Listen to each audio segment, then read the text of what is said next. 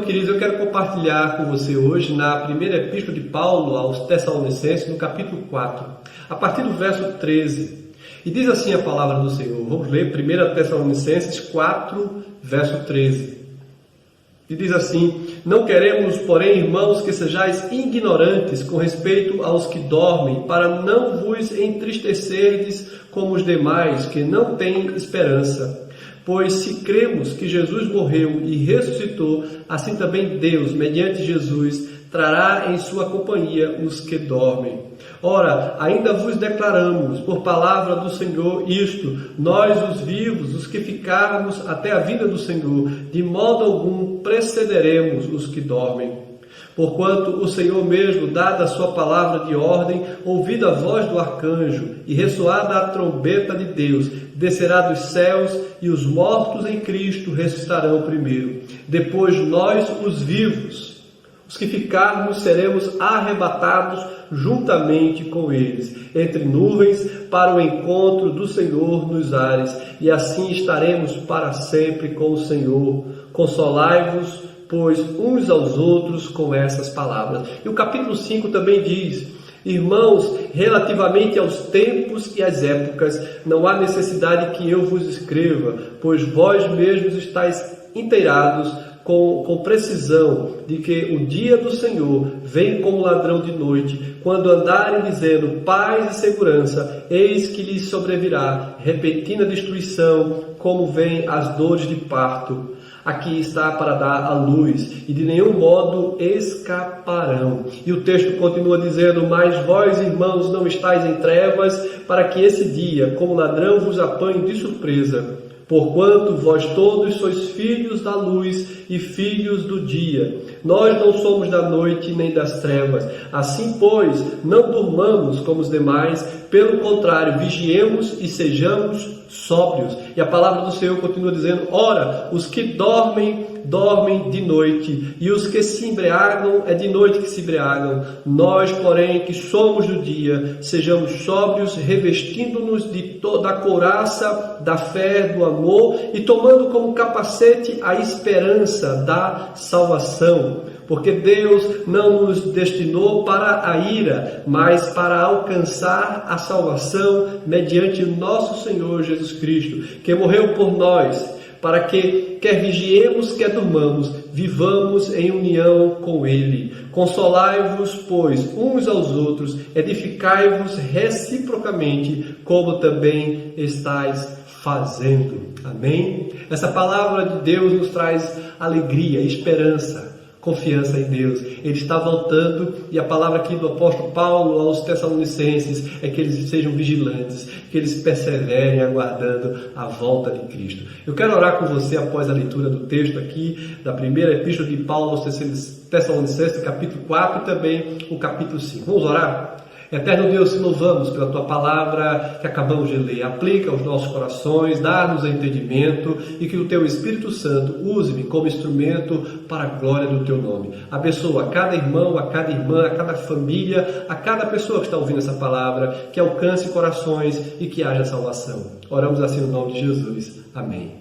Amém, amados. Temos aqui essa carta, e o tema do que eu quero compartilhar com você é exatamente isso: as glórias da esperança cristã. Qual é a expectativa que você tem da vida após esse mundo caído, após esse corpo corruptível, não é? O que é que você espera? As glórias da esperança cristã. Exatamente, a nossa expectativa é o encontro com o Senhor, é estar com Cristo. Imagine, irmãos, viver um novo céu, uma nova terra. Imagine esse mundo no qual vivemos, sem pecado, sem morte, sem sofrimento, sem tristeza, sem dor. É exatamente o novo céu e a nova terra, a habitação com o Senhor para todo sempre. As duas cartas que Paulo escreveu, irmãos, aos Tessalonicenses, relatam aqui uma perseguição que a igreja estava sofrendo. A igreja, ao longo da sua história, da sua existência, sofria perseguições dos falsos ensinos, dos falsos profetas, daqueles que engendravam ensinos discordantes da verdade de Deus. Paulo mostra aos Tessalonicenses a importância de viver para Cristo, aguardando a sua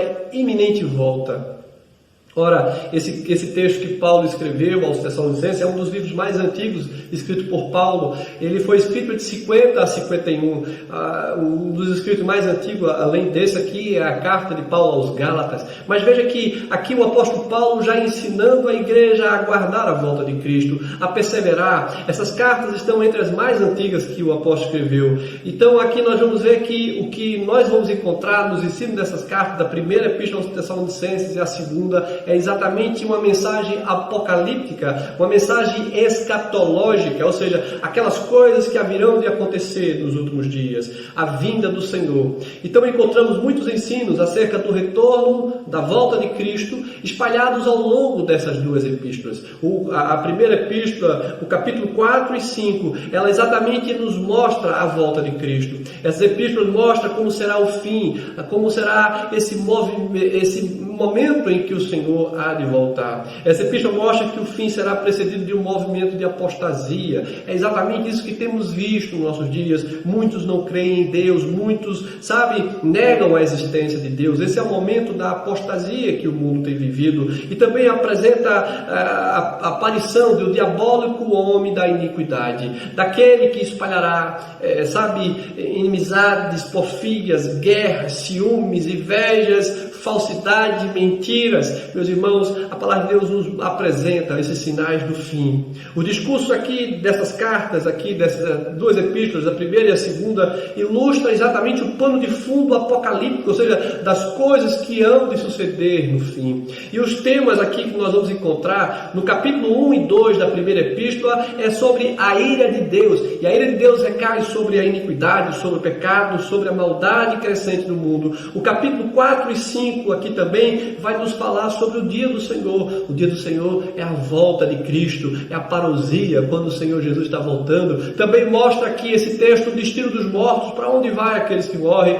ao encontro do Senhor, a ressurreição dos mortos, o chamado do arcanjo, o toque da trombeta e o arrebatamento final. Aqui nós cremos que o Senhor há de voltar e que esses sinais, todos eles revelados na Escritura, não nos marcam o dia e a hora, mas nós vemos os sinais que estão se cumprindo. Aqui, meus irmãos, esse texto nos traz encorajamento em relação ao nosso comportamento, à nossa atitude mediante as circunstâncias que nos cercam. O apóstolo Paulo nesse texto nos fala sobre as glórias da nossa esperança. Qual é a glória? Qual é, o desejo, o anseio de sua alma? Você vai para a igreja, você crê em Deus, você confessou os seus pecados, você entregou a sua vida ao Senhor, você foi batizado em nome do Pai, do Filho e do Espírito Santo. E para qual propósito? Senão para a glória de Deus. O que a igreja almeja? Qual é a missão dessa igreja? É uma missão gloriosa: anunciar a vinda do Senhor, anunciar a morte e ressurreição de Cristo, a sua vinda, para que os homens se arrependam dos seus pecados.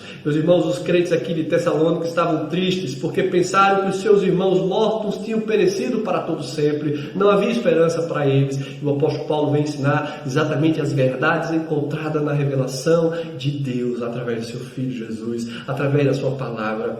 Aqui, meus irmãos, os gregos, no dia de Paulo, os gregos eram desprovidos de fé e de esperança. Para eles, a morte era o fim da existência humana. Para eles não havia nenhuma esperança depois da morte para o corpo, estava perdido. Em contraste com essa desesperança pagã, o apóstolo Paulo mostra à igreja, aos Tessalonicenses, ao povo de Deus, que há esperança da glória do porvir, a gloriosa esperança dos santos redimidos. Você crê na vida eterna? Você crê no novo céu e na nova terra? Você crê no Filho de Deus que veio ao mundo para me salvar e salvar você? E que Ele está voltando para nos redimir desse corpo incorruptível, do pecado, do sofrimento? Não haverá mais separação nem dor. Essa esperança, esse é o contraste da esperança cristã com a desesperança pagã desse século. E queremos aqui exatamente compartilhar sobre as glórias da esperança dos santos, a glória da esperança da igreja do Senhor. E eu quero mostrar aqui alguns dos pontos. Por que nós temos esperança? Em primeiro lugar, por causa da revelação. Isso, nós temos a palavra de Deus que aponta para essa verdade. Veja o que diz o verso 13 do capítulo 4 de 1 Tessalonicenses. Não queremos, porém, irmãos, que sejais ignorantes com respeito aos que dormem, para não vos entristecerdes como os demais que não têm esperança.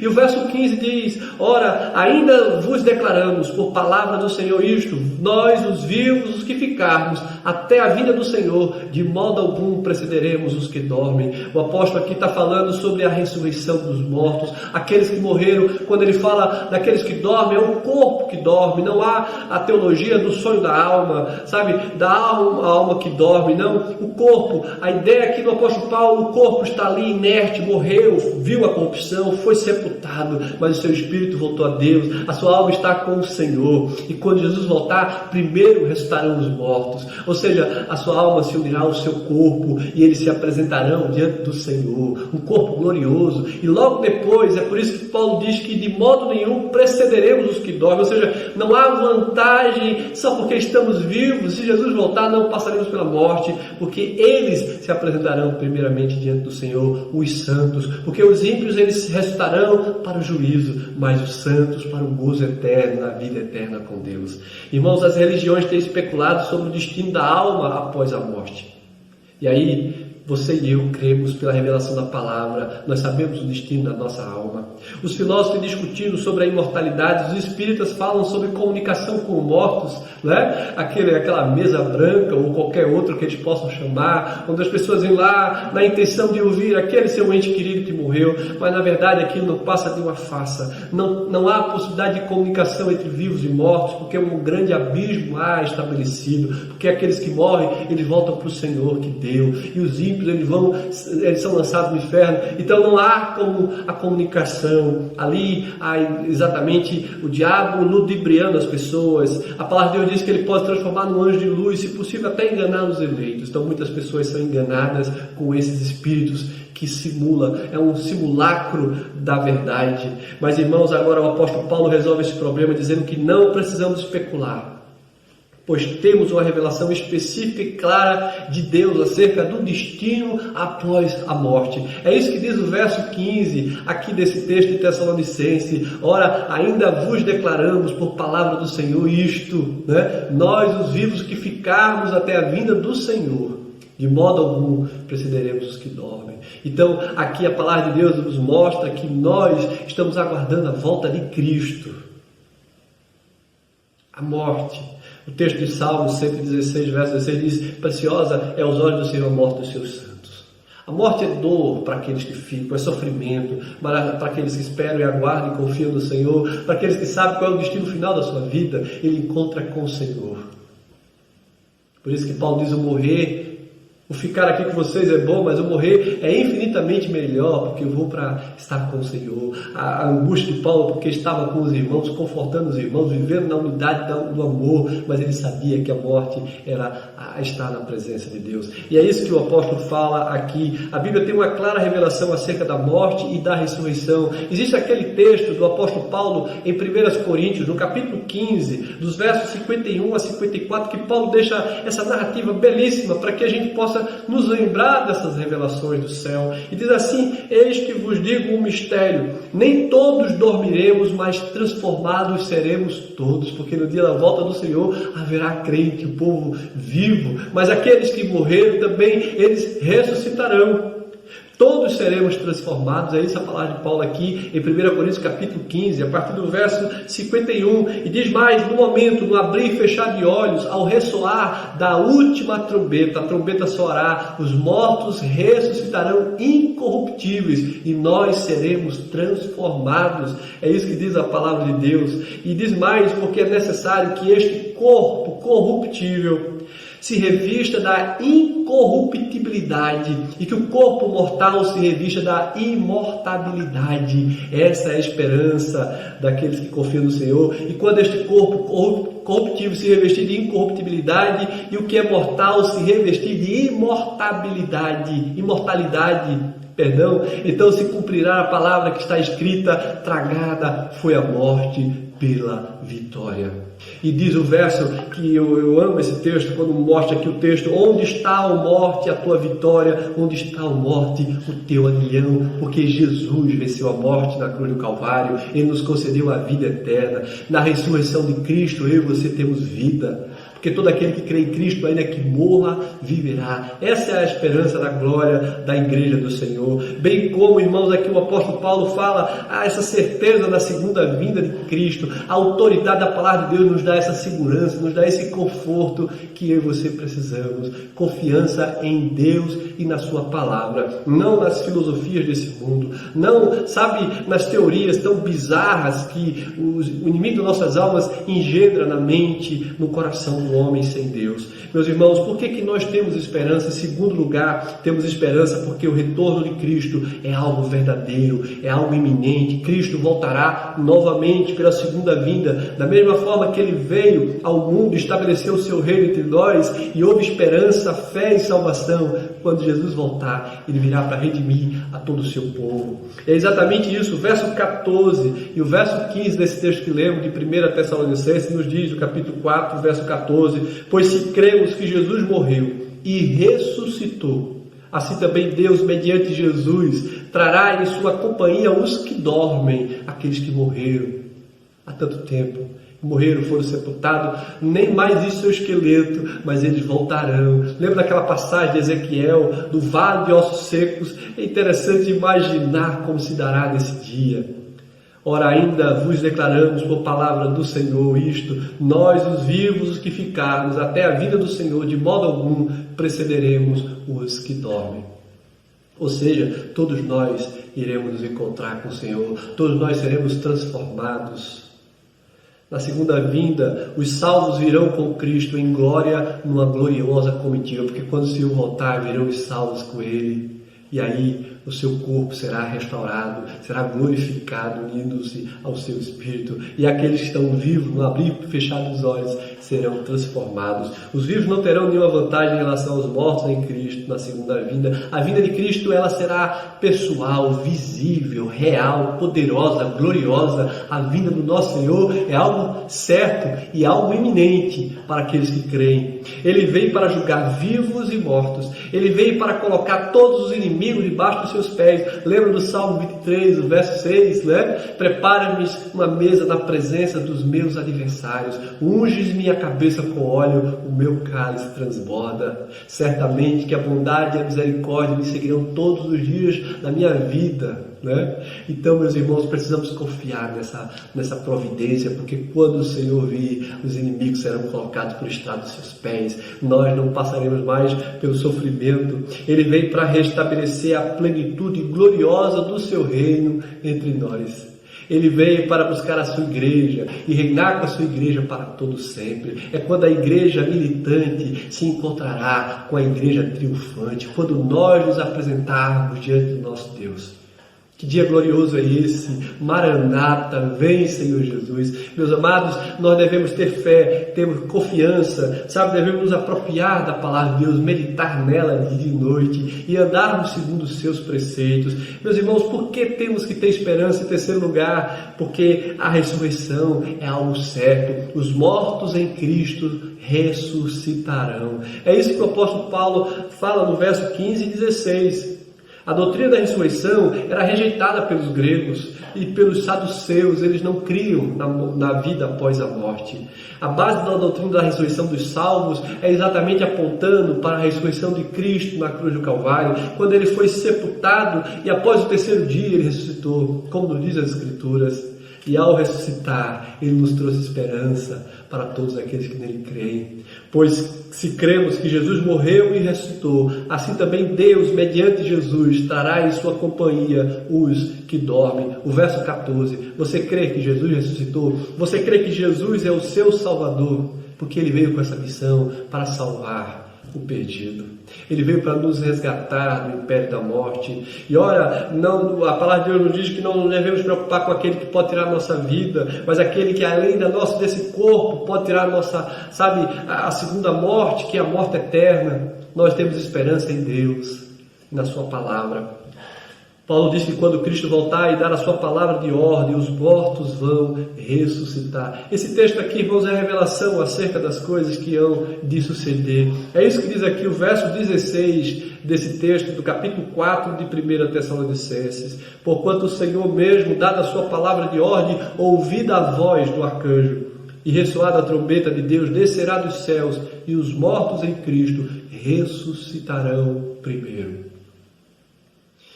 Que bom saber disso, que bom saber que a nossa vida não se resume a esses dias, que bom saber que nós não somos como os saduceus ou como os gregos que não acreditavam na ressurreição. Nós cremos na ressurreição porque Cristo ressuscitou. Pregamos a Cristo crucificado e ressuscitou. Ele ressuscitou, sabe? Ele nada pôde deter. Ele mesmo deu a sua vida para tomá-la de volta, para resgatar. O Pai entregou o Filho por amor. Porque se ele não tivesse morrido, ele morreu em nosso lugar, assumindo a nossa culpa. E ele ressuscitou para nos trazer esperança de vida, porque todos aqueles que nele crêem têm a vida eterna. Os mortos vão ouvir a voz e sair dos túmulos, a trombeta soará e os mortos ressuscitarão. É isso que diz a carta de Paulo em 1 Coríntios capítulo 52, capítulo 15, verso 52. Não vos maravilheis disto, porque vem a hora em que todos os que se acham nos túmulos ouvirão a sua voz e sairão. E diz mais, os que tiverem feito bem para a ressurreição da vida, e os que tiverem praticado mal para a ressurreição do juízo eterno. Muitos creem e esperam um Deus que ama a todos, Deus é amor, e no último dia todos serão salvos. Meus irmãos, isso é uma grande tolice. Nosso Deus, Ele é amor, mas Ele é um Deus justo, é um Deus verdadeiro, e a palavra de Deus não pode mentir. Jesus não veio para a salvação de todos indistintamente, mas todos aqueles que nele creem, todos aqueles que se arrependeram do pecado, todos aqueles que tomaram a sua cruz e seguiram os passos de Cristo. Muitos querem o Senhor, mas não querem seguir as suas ordenanças. Nós precisamos confiar no Senhor, entregar o nosso coração a Deus e confiar na sua providência, meus irmãos. E eu quero dizer por último, porque devemos ter esperança. Em quarto lugar, por causa do arrebatamento, porque o Senhor virá para nos encontrar. Os crentes que estiverem vivos serão transformados e arrebatados para encontrar com o Senhor nos ares. Essa é a promessa da palavra de Deus. É isso que diz o verso 17 do texto. Depois nós, os vivos, os que ficarmos, seremos arrebatados juntamente com Ele entre nuvens para o encontro do Senhor nos ares, e assim estaremos para sempre com o Senhor. Amém? Seremos arrebatados. Sabe, o Senhor nos levará ao seu encontro nesse dia que Ele voltar.